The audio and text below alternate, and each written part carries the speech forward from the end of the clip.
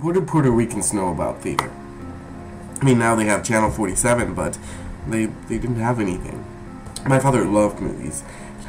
We've come out of a movie and then go to another and then another movie, and I don't know why, but I loved musicals. I was about 7 or 8. It was a trip. I had to move down front. I couldn't see. I mean, I wear contact lenses now, but these strange men would come and sit beside me and play with me. I never told anyone. I guess it didn't matter.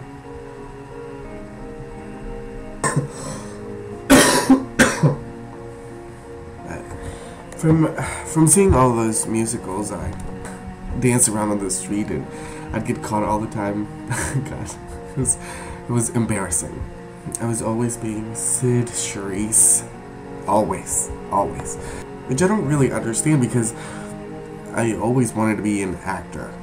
I really wanted to perform. Once my cousin said to me, "You'll never be an actor."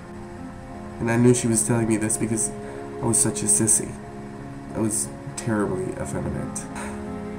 I always knew I was gay, but that didn't bother me. What bothered me was that I didn't know how to be a boy. One day, I looked at myself in the mirror and I said, "You are 14 years old, and you're a faggot.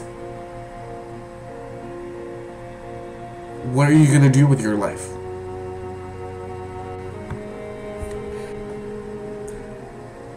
By that time, I was in Cardinal Hayes High School, and there were 3,000 boys there.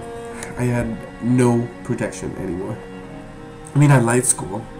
Even if I knew the answers to the questions, I couldn't raise my hand because I would be afraid they would laugh at me. They'd even whistle on the halls. It was awful. It was just awful. Finally, I went down to the principal's office and I said, "I'm a homosexual." It was a Catholic high school in around 1962. At age 15, you just didn't say that. He said, "Would you like to see a psychologist?" And I did, and he said, "I think you're very well adjusted for your age, and I think you should quit school." So I did. But I didn't really want to. I couldn't take it anymore. See, when I quit school, what I was doing was trying to find out who I was and how to be a man. And since then, I found out that I am one. I was looking for the wrong thing. You see, I was trying to learn how to be butch. Anyway, I started hanging around 72nd Street and meeting all these strange people. Just trying to make friends that weren't like me, so that I'd understand what it was that I was. Somebody told me they were looking for male dancers for the Jewel Box Review, you know, the drag show. So I go down to audition. Now, from all those years of pretending I was Sid Charisse, I had the fabulous extension. I mean, I could turn anything in my first audition. They said to me, you're too short to be a boy. Would you like to be a pony?" And I said, "What's that?" And they said, "A girl." And I said, "What do I have to do?" "Show us your legs." So I did. Put on some nylon stockings and high heels, and it was freaky. It was incredible. "Oh, you have wonderful legs." And I said, "Really?" Terrific. It was a whole lifetime ago. I was just past 16. Anyway, there was this whole thing of trying to hide it from my parents. That was something. Because I had to buy all this stuff, like shoes to rehearse, and earrings, and makeup, and I would try to hide it, and my mother would find it. And I told her it was for this girl and this show, and that she didn't want her mother to know that she was doing this show, so I was holding this stuff for her, and, you know, she believed me. I was finally in show business. I mean, it was the asshole of show business, but it was a job. I mean, nothing to brag about, but I had friends. But after a while, it got so demeaning. And most of the men were ashamed of themselves. They consider themselves freaks. I don't know, I think it was a lack of dignity that got me. So I left. I worked as an office boy, a waiter. Without an education, you can't get a good job. And the jewel box called me and asked if I'd come back. I went. We were working at the Apollo Theater, 125th Street.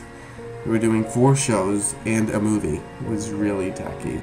The show was going to go to Chicago, and my parents wanted to say goodbye. They were bringing my luggage to the theater after the show.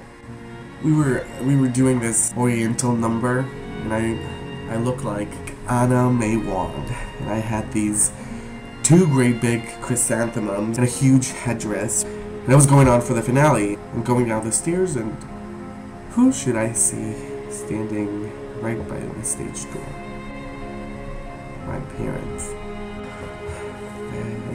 I freaked.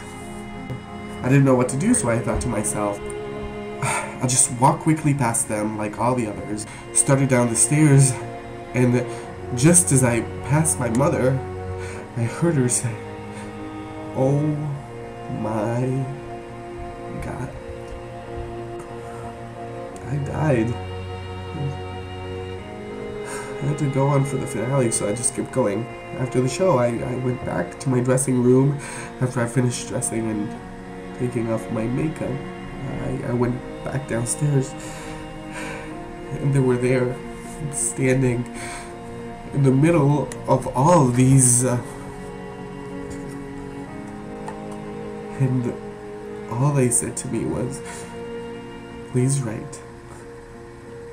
Make sure you eat. And take care of yourself."